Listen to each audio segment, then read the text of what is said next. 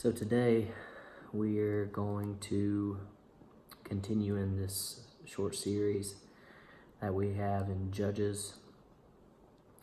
Last time we finished up Judges 17 and 18. So we're going to carry on and do Judges 19. We'll just jump into it. At that time, Israel did not have a king. Now, one thing that you probably are noticing is each chapter points that out very frequently. So that's an important piece to kind of grasp, because and even in Judges 17, there in verse 6, it says, "At that time Israel did not have a king, so everyone did what seemed right." So what we have here, setting the stage each time, is a picture of each man living according to his own compass or desire. So we kind of see ourselves in a bit of a state of lawlessness because there is no governing king at the time. There was a Levite who lived in the faraway mountains of Ephraim. Now, if you're reading carefully, you'll notice that in chapter 17, it says, "There was a man named Micah who lived in the mountains of Ephraim." And eventually, in chapters 18, the tribe of Dan, or the Danites, go to explore a new land, and they come across this to Micah's house in the mountains of Ephraim. So here we are again visiting this specific region based on a kind of a general or quick look into what some of the theologians say, or those much more learned than myself. This Levite appears to be a different Levite than the one that we see serving Micah and his family, who eventually betray Micah and move over to the Danites. It does say that at the end of chapter 18, it says that Moses' son and his sons served as priests for the tribe of Dan until the land was captured. So perhaps we have just a different Levite in a similar region. We'll just you explore that and in your studying. So it says, "He had taken a slave woman from the city of Bethlehem in the land of Judah to live with him, but she was unfaithful to him." Again, I'm reading out of the New Century Version. We'll find different translations rendering words differently. In this translation, it uses the word servant. I think the NIV used the word concubine. So we'll see some subtleties, some subtle differences. But it says in verse 2 that she was unfaithful to him. Now it doesn't elaborate, but it would lead one to believe that perhaps either unfaithfulness in regards to engagement with other people, or just unfaithful in the sense of she left him in a sense of betrayal. And it says that she returned to her father's house in Bethlehem. So we don't really know but she didn't stay the course with him and left him for a period of time. So she left him and went back to her father's house in Bethlehem in Judah and stayed there for 4 months. Then her husband went to ask her to come back to him, taking with him his servant and 2 donkeys. Quite a long time of waiting. And that 4 months' time, we don't know the thoughts, but perhaps she was wondering whenever he would come to fetch her, how much did he care for her? How would he demonstrate that? And then, just like in many relationships, the dynamic between the thought processes of what each person will think. When will they make an effort? While the other person's thinking, when will they make an effort? So then her husband went to ask her to come back to him, taking with him his servant and 2 donkeys. When the Levite came to her father's house, she invited him to come in, and her father was happy to see him. The father-in-law, the young woman's father, asked him to stay. So he stayed for 3 days, ate, drank, and slept there. On the 4th day, they got up early in the morning.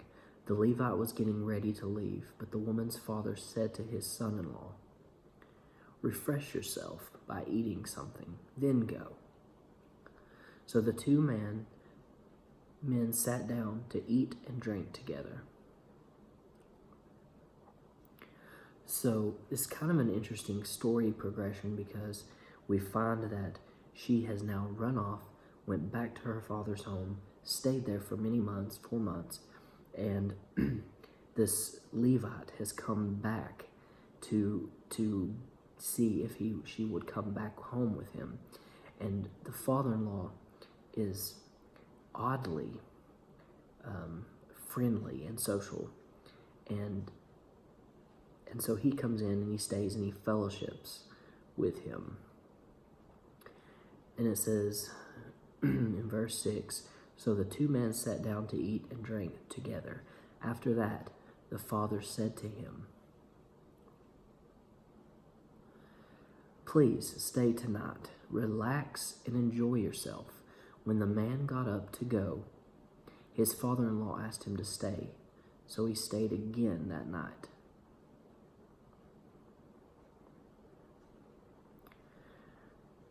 So he continues to convince him to stay another day. It looks like, mostly, from what we can tell, a lot of eating and drinking and resting.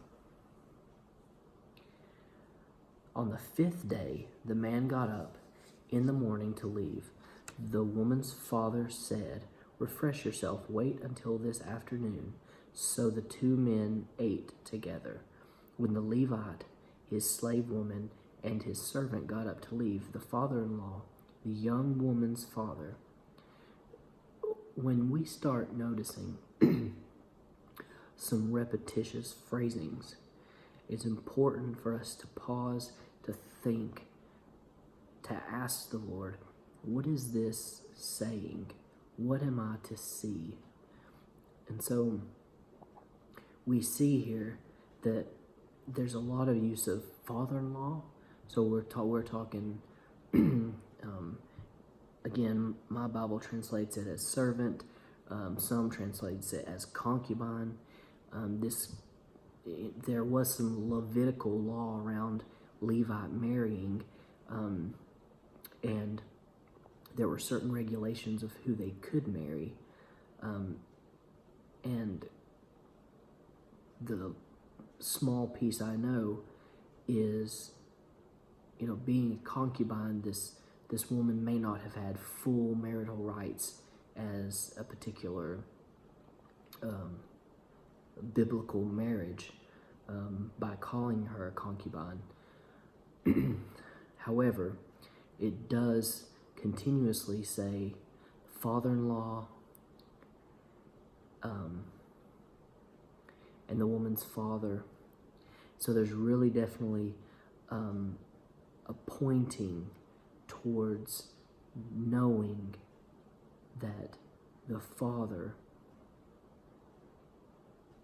he's the father of the young woman. So he says, it's almost night. The day is almost gone. Spend the night here and enjoy yourself. Tomorrow morning you can get up early and go home. Verse 10, but the Levite did not want to stay another night. So he took his 2 saddled donkeys and his slave woman and traveled toward the city of Jebus, also called Jerusalem. So we see that the father-in-law has said, the day is almost gone. Just stay here and leave early tomorrow. Now, obviously, the Levite continuously thinking he's just going to keep asking, and I'm going to stay, and so I just need to go. But the day had passed, and it was almost over. So as the day was almost over, they came near Jebus, also called Jerusalem.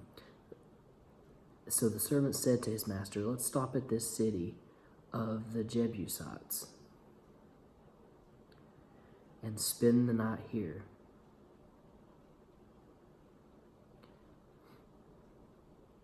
But his master said, no, we won't go inside a foreign city.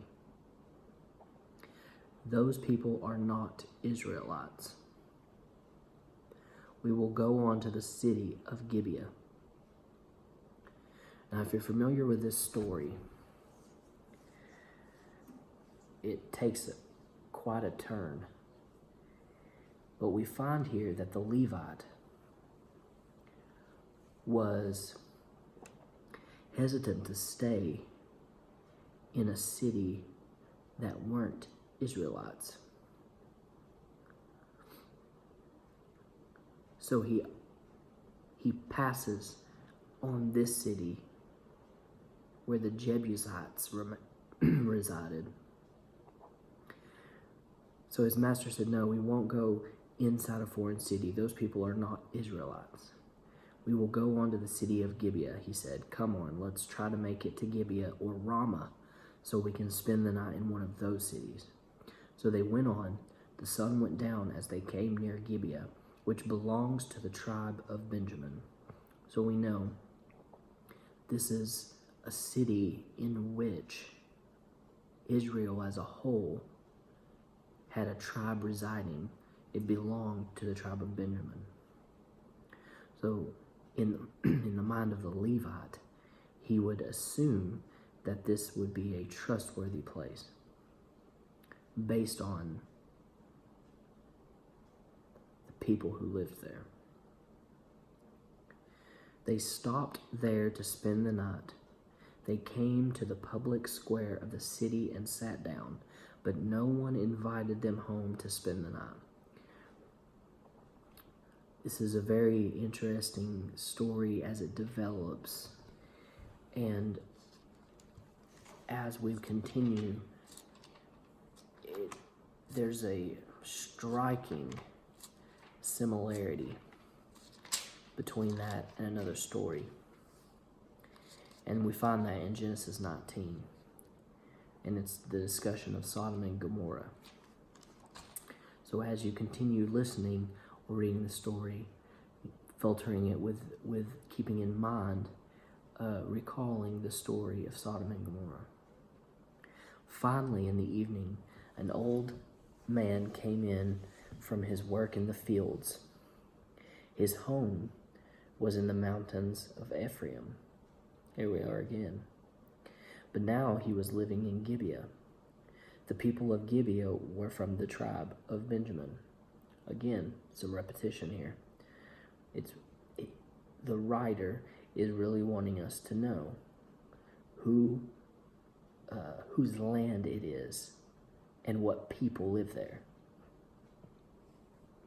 He saw the traveler in the public square and asked, "Where are you going? Where did you come from?" The Levite answered, "We are traveling from Bethlehem in Judah to my home in the mountains of Ephraim." I'm sure his interest was piqued hearing that, thinking, "Oh, I'm from there." Kind of kindred spirits. "I've been to Bethlehem in Judah, but now I'm going to the holy tent of the Lord. No one has invited me to stay in his house. We already have straw and food for our donkeys, and bread and wine for me, the young woman, and my servant. We don't need anything." The old man said, "You are welcome to stay in my house. Let me give you anything you need, but don't spend the night in the public square." So the old man sounds like Lot in Genesis 19, trying to keep the angels from staying in the square. So the old man took the Levite into his house, and he fed their donkeys. They washed their feet and had something to eat and drink. A little context, if you don't know, in this culture, having someone as a guest in your home, opening up your home to someone, was a tremendous responsibility and honor. If you were to spend time in someone's home, that in that culture, you are essentially saying that you would protect them at all costs, that they would be your responsibility, and their safety was your utmost concern. So it brings to a whole new light when Jesus says, "I stand at the door and knock, and if you open, I will come in and dine with you."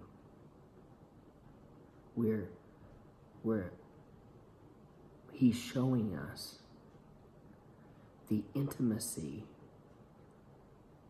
of fellowship and trust together. While they were enjoying themselves, some wicked men of the city surrounded the house and beat on the door. They shouted to the old man who owned the house, "Bring out the man who came to your house. We want to have sexual relations with him." The owner of the house went outside and said to them, "No, my friends, don't be so evil. This man is a guest in my house. Don't do this terrible thing. Look, here are my daughter, who has never had sexual relations before, and the man's slave woman. I will bring them out to you. Don't do anything you want with them, but don't do such a terrible thing to this man." But the men would not listen to him, so the Levite took his slave woman and sent her outside to them. They forced her to have sexual relations with him, and they abused her all night long. Then at dawn they let her go. She came back to the house where her master was staying and fell down at the door and lay there until daylight. In the morning, when the Levite got up, he opened the door of the house and went outside to go on his way. But his slave woman was lying at the doorway of the house with her hands on the door sill. Now, to me, as you read this story of the Levite, he seems like a fairly reasonable man. It takes him 4 months to go try to convince his servant, concubine, wife. It takes him 4 months, which is a bit of time, but he does go. He does seem friendly with the father, and they have fellowship together. But here's where things kind of go sour. As I read through this, the Levite said to her, "Get up, let's go." But she did not answer. To me, it seems pretty harsh, seeing as what's happened to her and why. right? She was a substitution for what was coming to him. He didn't seem to appreciate her. Evil men abused her, and eventually she dies from the injury and exhaustion and just degradation. You know, coming to mind, it's a picture of Jesus. He came to serve, not be served. He serves the Father. He does only what the Father does, or what the Father says, he says. So he comes as a servant, and he is offered and sacrificed, and an evil people take and abuse him, ultimately killing him. Now we do know that with Jesus, after his death, he raises from the dead after the third day. But this is very Christos-centered picture, very Christ-centered picture. So she did not answer. So he put her on his donkey and went home. When the Levite got home, he took a knife and cut his slave woman into 12 parts, limb by limb. Then he sent a part to each area of Israel. Everyone who saw this said, "Nothing like this has ever happened before, not since the people of Israel came out of Egypt." Think about it. Tell us what to do.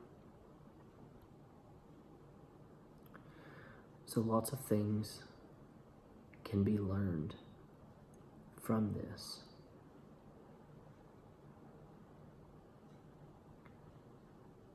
And I don't dare believe that I have it figured out.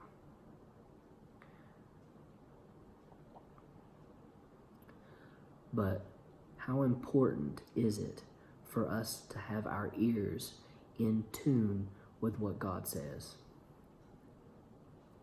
So this Levite spent many days at fellowshipping with the father of his servant, of his wife, Concubine. And he left at a time when it may not have been reasonable to leave. Did he let pride get in the way of making a good decision? Did he just in general hear the word of the Lord? Bad things do happen, and we don't understand why things happen the way they happen. But one thing that we can be sure, as believers and followers of Christ, what the devil means for evil, God uses for good. And so we may not have it figured out or understood, but we can rest on the fact that he sees all and he knows all, and he is working all things for good.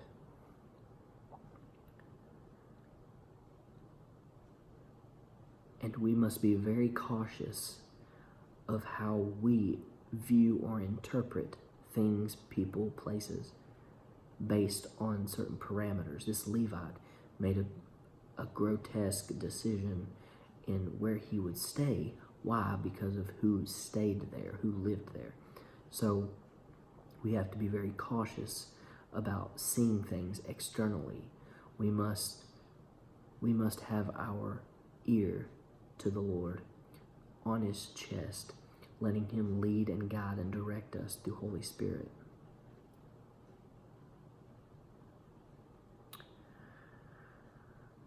So we'll end here.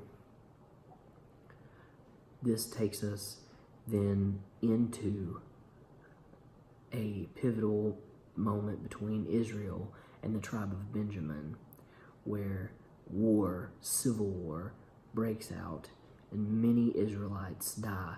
Many Benjaminites die and nearly get wiped out off of the tribes of Israel. So I would encourage you, in your study, in your reading, in personal prayer, seek the Lord's heart. Allow Him time to speak to you in the quiet. Meditate on words that He says in His scripture, that He speaks to you in your secret place, and allow Him to show you and dig below the surface to where all those precious things that lie just beneath the surface. So happy studying. God bless.